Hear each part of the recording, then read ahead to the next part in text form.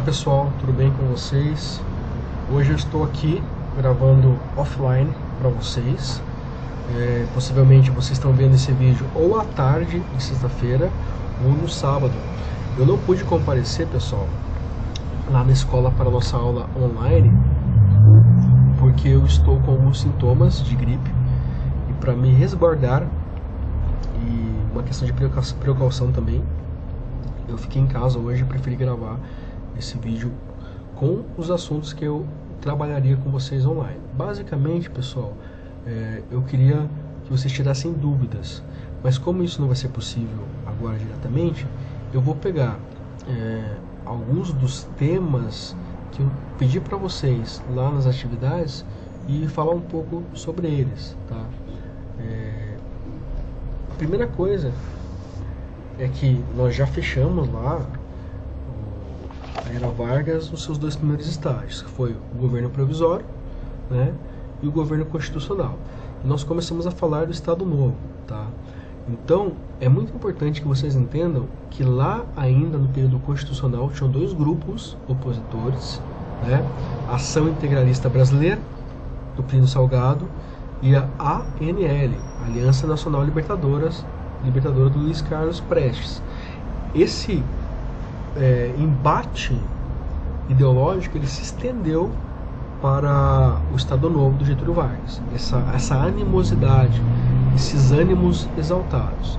Porém, o Getúlio Vargas, na sua ditadura, ele deu muita ênfase para o trabalhismo. E o trabalhismo ele marca o Getúlio Vargas historicamente, né? A defesa do trabalhismo. Ele tinha uma defesa muito forte do trabalho industrial como algo que dignificava a nação. Então, um Estado forte, uma nação forte, ela dependeria do trabalho e da colaboração de toda a população, tá? Portanto, ele queria o quê? Ele queria fomentar muito mais a indústria. Isso estimulou o êxodo rural, tanto é que se nós pegarmos um mapa demográfico que se inicia na década de 40 e vai até a década de 80, nós vemos um salto populacional nos centros urbanos que ele é gigantesco, por conta dessa promoção do trabalho industrial que ocorreu na era do Getúlio Vargas, sobretudo no Estado Novo. Tá? Outra coisa também era a proximidade com o fascismo italiano, que também defendia, tinha a Carta do Lavoro, que era uma influência para a CLT aqui no Brasil. CLT, consolidação das leis trabalhistas. O que ela previa? Ela previa jornada de trabalho, as férias, o 13º ainda não, isso viria depois, tá? Mas a base das leis trabalhistas, elas estavam ali prescritas na época do Getúlio Vargas. Então ele foi conhecido como alguém que pensava para o povo, ele era um populista, ele era o pai dos pobres. Inclusive, isso aí vai se estender até o final da vida dele, gerando uma série de contradições, tá? Mas, paralelo a tudo isso, paralelo à comoção nacional que se tinha em torno do Getúlio Vargas, que era uma comoção considerável, né? Boa parte disso se dava ao DIP, ao Departamento de Imprensa e Propaganda, que não permitia a ascensão de ideias opostas. Existia um boicote, uma perseguição até física, com tortura nesse período direcionado aos opositores de Getúlio Vargas. Também no Estado Novo começa em 1939 a Segunda Guerra Mundial. Isso vai dividir as intenções do Getúlio Vargas, porque ele tinha uma proximidade muito forte com o fascismo, mas a dívida externa não permite com que Getúlio Vargas apoie o fascismo, apoie o eixo, né, os países compunham o eixo, e ele acaba apoiando os aliados. Então nós temos a FEB, que é a Força Expedicionária Brasileira, que ela é mandada para a Europa, ela é muito importante para uma série de campanhas naquele momento, e eu vou falar disso também um pouco mais na próxima aula, tá? E vou desenvolver isso muito lá quando formos falar sobre Segunda Guerra Mundial. Mas o que marca de fato conceitualmente toda a Era Vargas independente do período, é o populismo. Getúlio Vargas, ele é um líder populista, e isso em parte vem da sua persona, da sua figura pública, que ele de fato era um gênio político, tá? Ele conseguia antecipar muito do debate político. Inclusive, ele renuncia do seu cargo defendendo a democratização. Quando o Estado Novo acaba, né, com uma pressão inclusive dos militares, mais uma vez, né, uma força de intervenção, Getúlio Vargas ele sai por cima, porque ele sai defendendo a democratização, e depois ele viria a ser eleito na década de 50, tá? Porque ele sai realmente com uma imagem pública muito positiva por conta do crescimento do PIB, do Produto Interno Bruto do Brasil, e o crescimento econômico ele sempre está alinhado com as crises. Se você tem uma crise sociopolítica, identitária, no sentido de não existir uma identidade nacional, você tem grupos muito fragmentados, muita desigualdade, tudo isso é relevado se você tem uma economia Estado da nação funcionando. Agora, se você tem tudo isso e você não tem uma economia de Estado funcionando, uma economia que ela não consegue manter os recursos básicos de uma sociedade organizada, você tem uma fragmentação dos interesses, e essa fragmentação vai criar grupos de oposição, né, como eu já falei da ANL e da Ação Integralista Brasileira, né, no AIB, e estes grupos eles vão articular narrativas em torno de mudanças que podem acontecer em decorrência de uma crise. Como o Brasil passou por uma crise muito forte em 1929, com o final, aliás, o enfraquecimento da monocultura, tá? Na época de Getúlio Vargas você tem um fortalecimento da agricultura e um fortalecimento ainda maior da indústria. Tá? Daí aqui, pessoal, só para a gente ilustrar bem,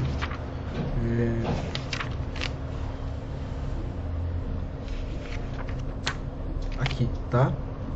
Na página 71, aqui, beleza? Tem ali o DIP, né? Na página 70, na página 71, nós temos aquele gráfico que eu já trabalhei com vocês em sala. Daí, é muito importante ressaltar aqui que o Getúlio Vargas ele promoveu um Estado vinculado à indústria também. Não foi só um fomento da indústria do ponto de vista dos empresários que queriam vincular a sua indústria à produção. Tá? Aqui nós temos também uma relação da indústria aliada ao Estado, ou seja, você tem estatais, a criação de indústrias, de empresas estatais. Isso é uma coisa muito interessante. Por que é uma estatal? Uma estatal é uma empresa com uma atividade econômica, no caso aqui nós temos, por exemplo, a siderúrgica, né?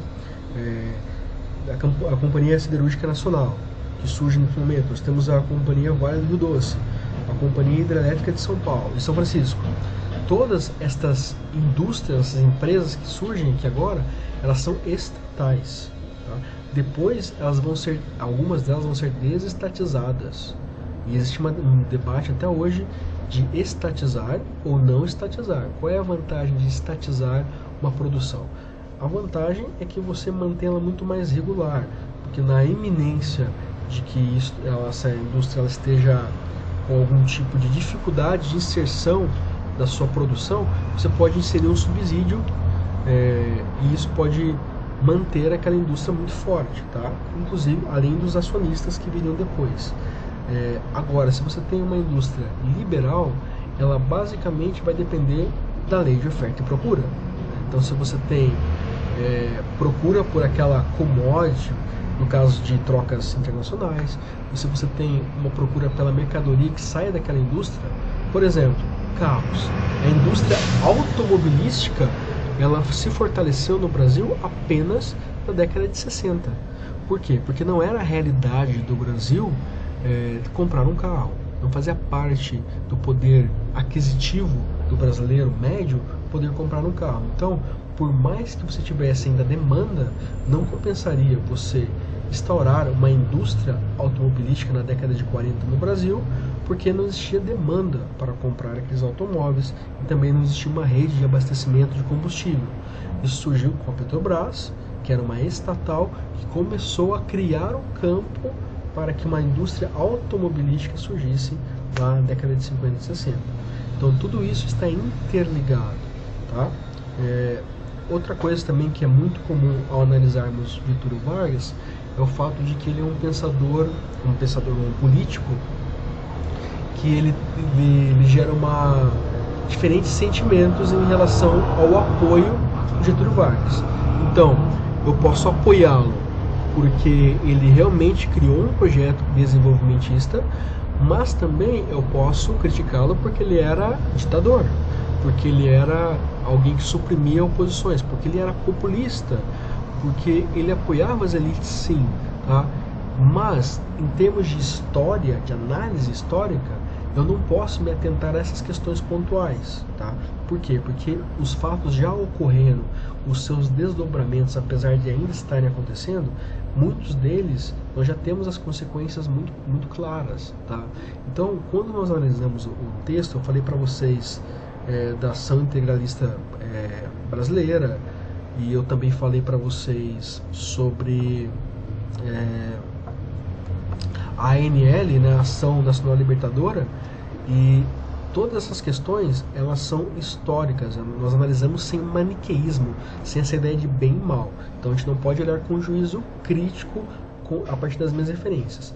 Porém, quando eu faço esse tipo de análise, fica muito tentador você de repente fazer um paralelo. E aqui eu vou fazer uma coisa com vocês, pessoal. Eu estou aqui no computador, eu vou abrir aqui, ó, e eu vou mostrar para vocês uma coisa aqui na internet, tá? Em loco. Olha que interessante. Vocês vão ver uma coisa bem interessante. Eu vou pesquisar aqui, ó, integralistas, tá? Aparece ali integralistas e comunistas, ó. Daí vejam aqui, ó, aparece Ação Integralista Brasileira, tá? Beleza, pessoal? Coloquem imagens aqui, ó. Em imagens, podem ver que isso aqui, ó, é recente, né? O que foi do ano passado. Então, ó, nós vamos encontrar várias referências a isso aqui. Notem, olha, as casacas verdes. Lembra que eu falei para vocês que isso aqui é uma alusão aos casacas pretas lá do regime fascista? A saudação, o padrão, a disciplina, todas essas características que existiam lá na década de 30, que ainda persistem até hoje. Beleza, pessoal? Então, isso aqui é algo a se considerar, mesmo entendendo que foi um movimento histórico isolado, tá? Mesmo que sempre tem essas pessoas que elas vão tentar retomar algum tipo de fantasma histórico, como nos Estados Unidos nós temos declarações abertas de apoio ao nazismo ou a Ku Klux Klan, que é aquele grupo que surgiu ainda no século XIX, tá? Então, essa relação com o passado, com o presente, que eu quero que vocês percebam, porque olhando da forma que eu apresentei para vocês, até fiquei refletindo depois, né? Eu falei pro pessoal lá da ANL, e depois que eu falei, que eu fiz a aula, pessoal, que eu mandei para vocês, que eu lembrei que existem integralistas ainda hoje no Brasil defendendo as mesmas ideias da década de 30, tá? Para vocês verem como as coisas ainda não mudaram muito, né? Então vejam, tudo isso é muito interessante em termos de análise social, por que esses fantasmas eles surgem. Daí, pessoal, para a gente terminar aqui esses apontamentos, na página 72 nós temos lá falando sobre o fim do Estado Novo, né? E aqui tem um fenômeno muito interessante que eu vou explicar na próxima aula, que tem a ver com a divisão, né? O Brasil ficou muito dividido em relação ao Getúlio Vargas, mas na cúpula do poder as pessoas elas entendiam que o Getúlio Vargas ele realmente estava se beneficiando. Os agentes no poder naquele momento entendiam dessa forma, mas como a imprensa ela era toda vinculada à vontade do Getúlio Vargas via o DIP, o Departamento de Imprensa e Propaganda, tudo aquilo ficava dentro das paredes da própria política, né? Então, isso não se estendia para a população, que viria depois a entender melhor com estudo histórico, com tudo o que aconteceu. E existem até atentados nessa história, tá? Eu já falei para vocês, é interessante que vocês assistam Olga e assistam o filme do Getúlio, para vocês entenderem como que era o panorama da época. Apesar que tem muitas coisas ali que são falhas de narrativa para se adequar ao filme, mas no geral são bem informativos, eles servem sim como aprofundamento, tá? Bem, galera, para fechar, eu quero falar sobre a relação que existe entre Getúlio Vargas, tá? Mussolini e Hitler.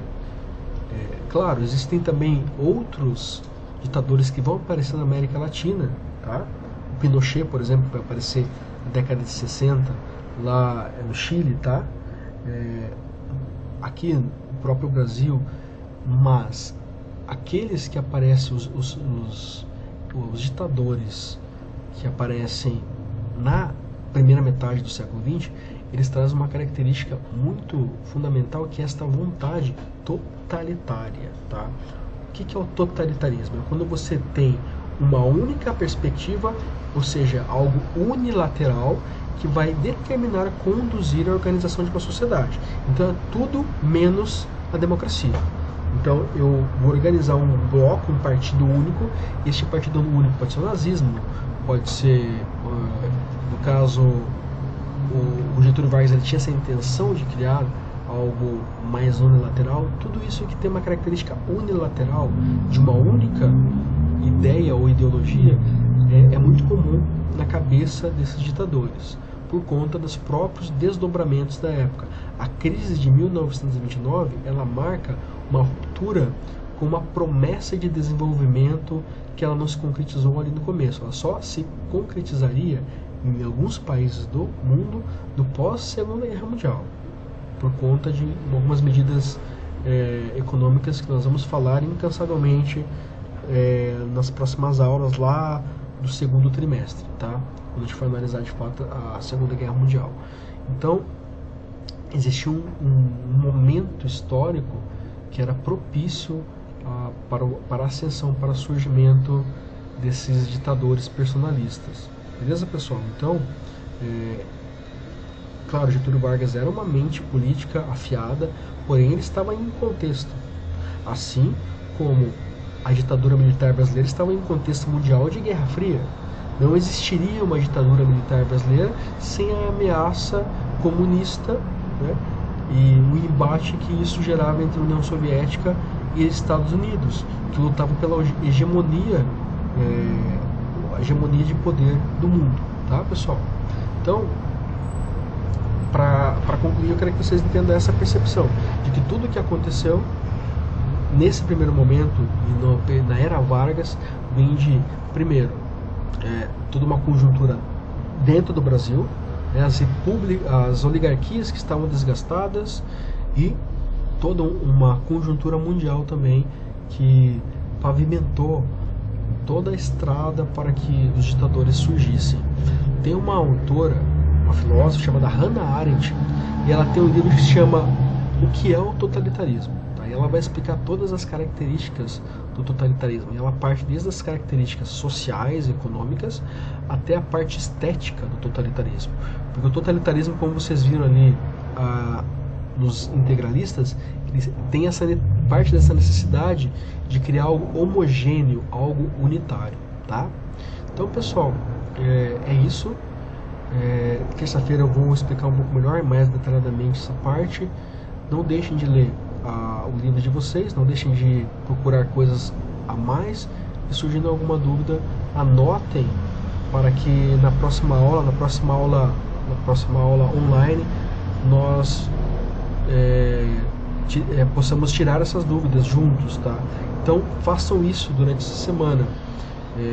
Eu não vou passar nenhuma atividade junto com o vídeo de terça-feira, tirando o fato de que eu vou indicar algumas coisas para vocês assistirem. Então a atividade vai ser uma indicação de alguns vídeos e filmes que eu vou passar para vocês. Claro, se não puderem assistir filme, se assistem o vídeo, eu vou passar um cardápio de coisas para vocês verem, tá? E daí vocês vão tirar dúvidas sobre essas informações que vocês coletaram. Beleza, galera? Desculpe, eu tô passando um pouco mal, tá? Então eu tô meio travado aqui ainda, tô meio patinando. Mas eu acho que ficou claro. E se não ficou alguma coisa clara, eu tô com a mente meio enubriada aqui. Se ficou alguma coisa em aberto que vocês não conseguem entender, anotem que depois nós tiramos a dúvida. Beleza, pessoal? Então um abraço para vocês, fiquem bem, se cuidem e até mais.